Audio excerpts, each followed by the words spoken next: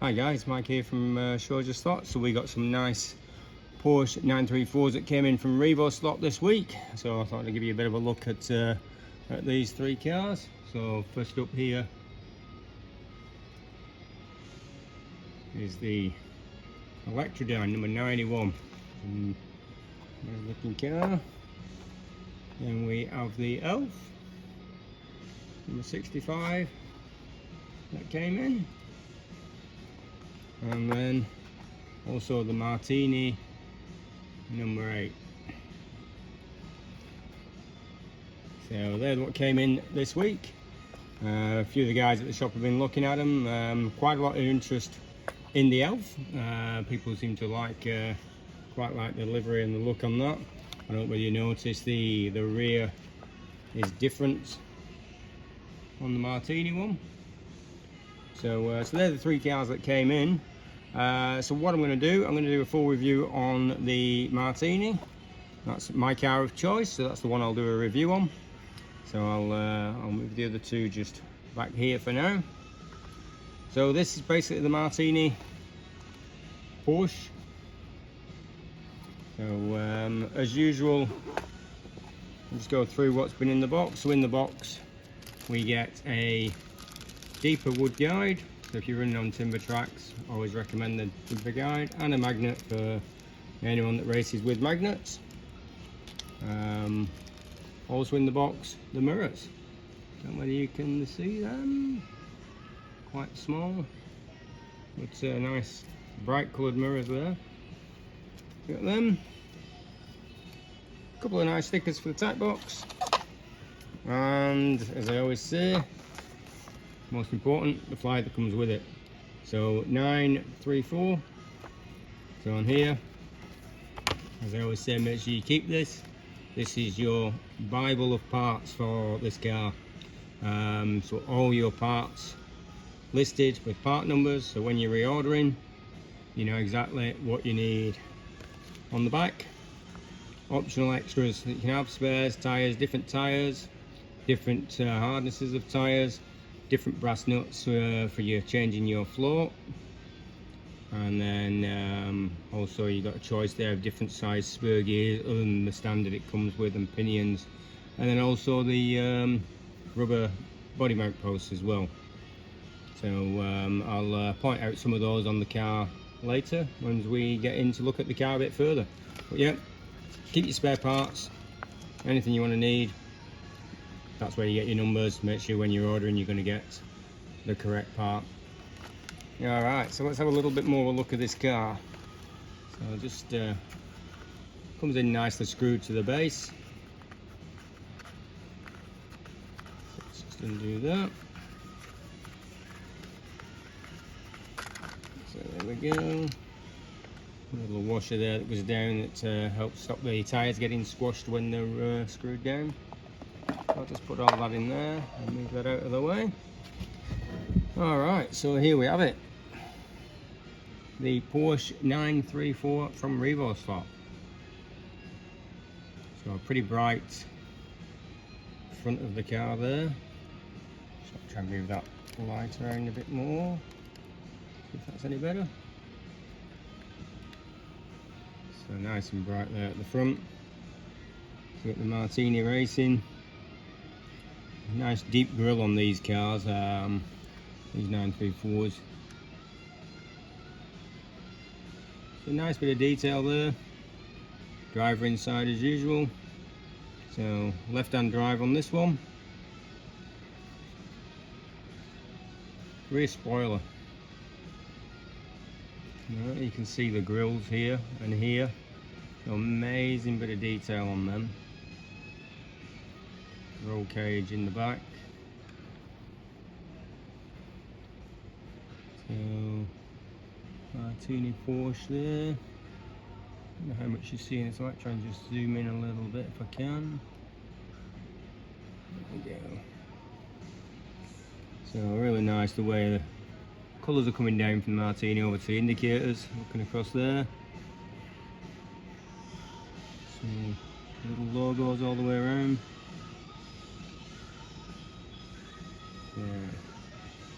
exhaust systems and everything underneath. This is the underside of the car.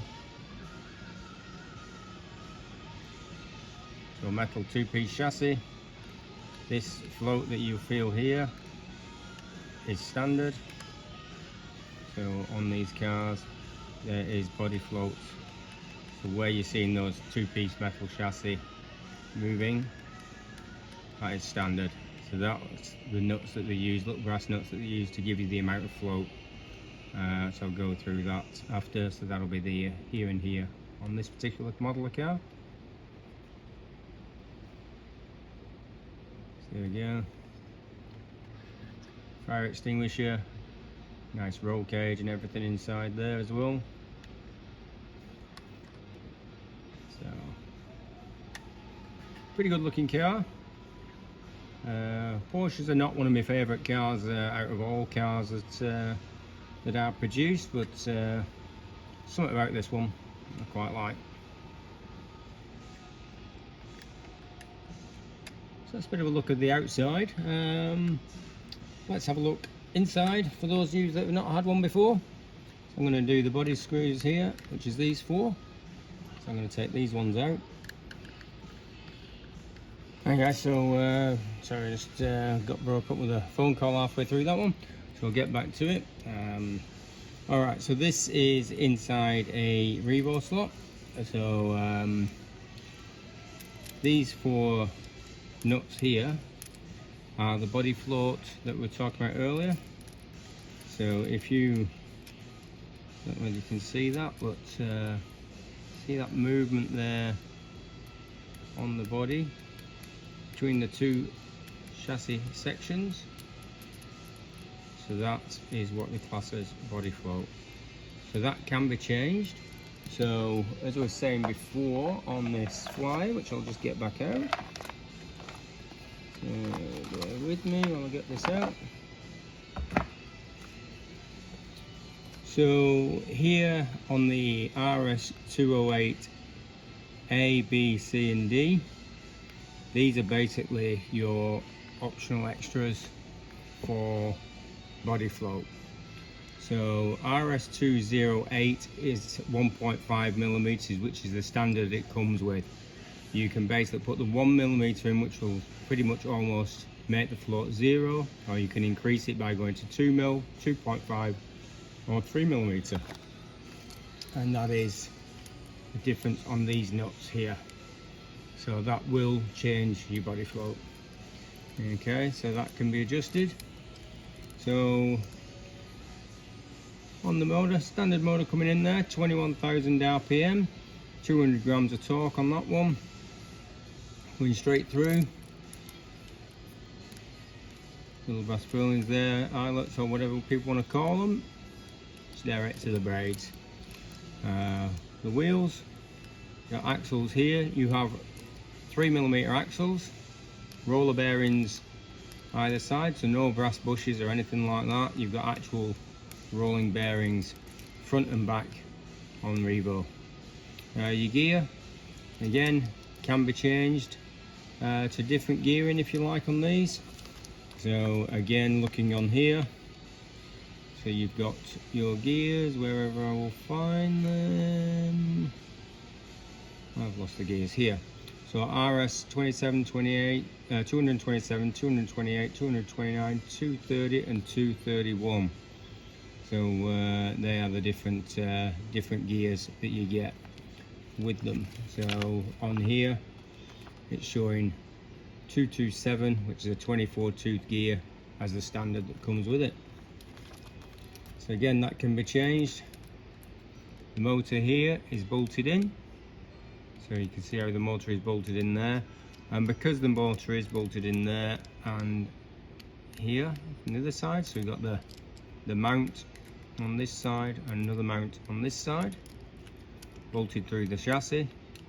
This is adjustable, so that can actually slide forward and back for the changing the motor position, which allows you to change the gears, to use different gears. If the diameters are different, you can adjust the motor. So you're not set to a certain diameter gear, because you can change the motor and move the motor around on these. Now, one thing to check with the gears A little bit of play. There should always be a tiny little bit of play in that mesh. So always check for that. When you get a Revo, check the screws are tight. I recommend it on every car, whether it's a Revo or any other brand. Always give them a check over before you track. So you check the screws are all tight, make sure nothing's loose. At the end of the day, a lot of cars put together, it's quite easy to miss a screw. So I've already been through this one anyway. But just check them all. Check the motor screws are tight as well. Quite quite often we'll sort of, someone's having a problem, and when we look, it's as simple as just the screws weren't tight here, which I haven't actually checked on this one, but hopefully they'll be okay. So that's the inside of the chassis. So just looking back at the body again, quite lightweight. So interior is in there. Another thing I mentioned was the body mounts. These are the rubber body mounts. These again can be changed, and there is options on here for the body mount rubbers, which is RS234A, B, C and D. So they're the different thicknesses. The black 1mm comes as standard. You want a thinner one, 0.5 for the blue. The white is 1.5 and the red 2mm. So you can change them, which when your body is screwed down will change how that chassis is sitting in there, sitting higher, lower, whether you're tilting it by putting one colour at the front and a different colour at the back, which can change and angle it and tilt it. So keep that in mind as well, that you can change them. On note on that, when you're tightening your chassis back down, don't over tighten the screws, because all you do is crush these out. So as soon as they start to bite, that's enough. And that's pretty much the Revo Porsche 934 Martini. So what I'm going to do, I'm going to put this car back together, and we'll do some testing on the track and see how it actually runs on the track itself. So I'm not going to do anything with the car. I'm not going to make any changes to it. I'm just going to run it as it is, with the smaller guide and everything. The wheels on there basically as they are. So normally we'd true the tyres on there. So just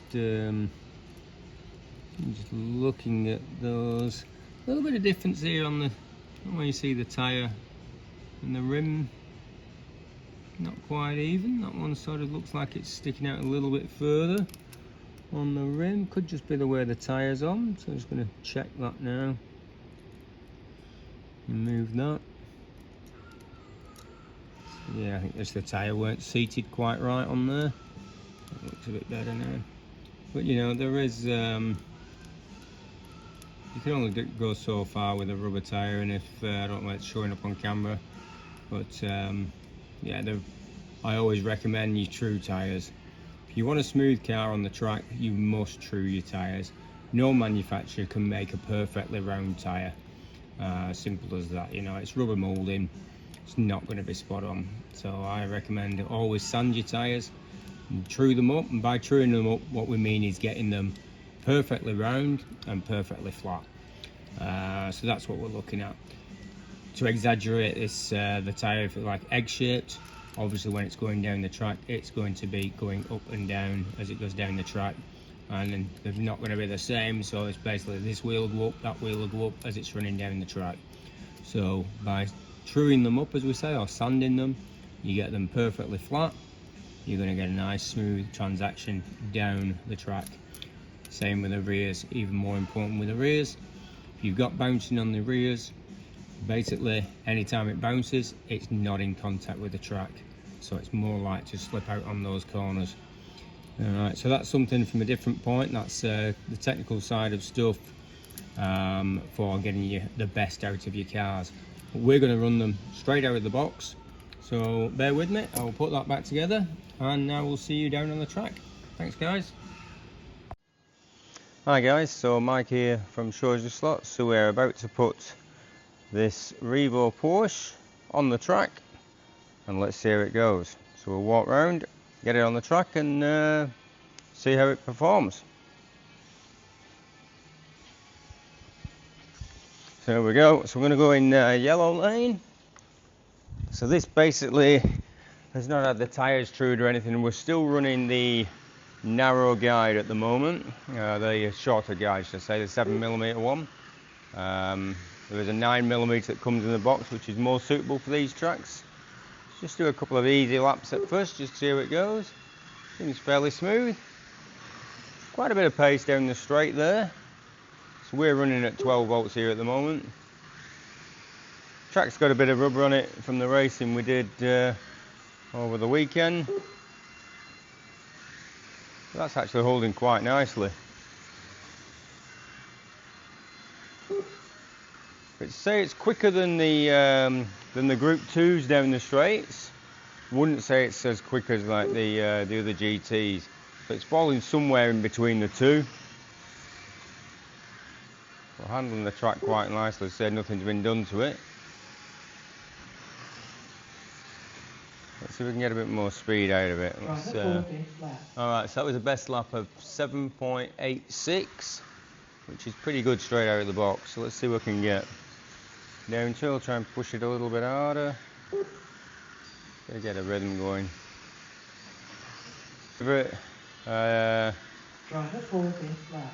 Due to they just sort of work out of the box, and they don't need much doing to them. As you can see, this is going pretty good. Good quality with the metal chassis. Two-piece metal chassis. There is quicker cars out there, I would say. But handling wise, they take some beating. What we're up to now, 7.67. So it's going pretty good on this track. So this is our Suzuka track. I thought I'd try it on this one rather than our flat track.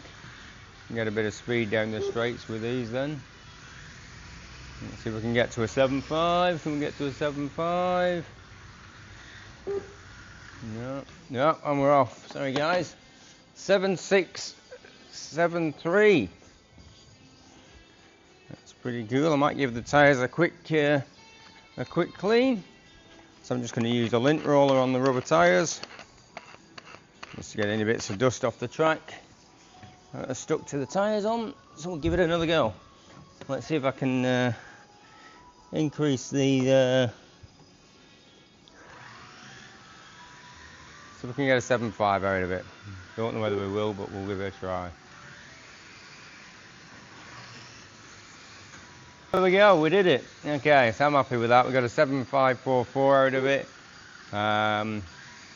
So that's it. It's definitely a winner in my books now. I got the 7.5. I'm happy with that.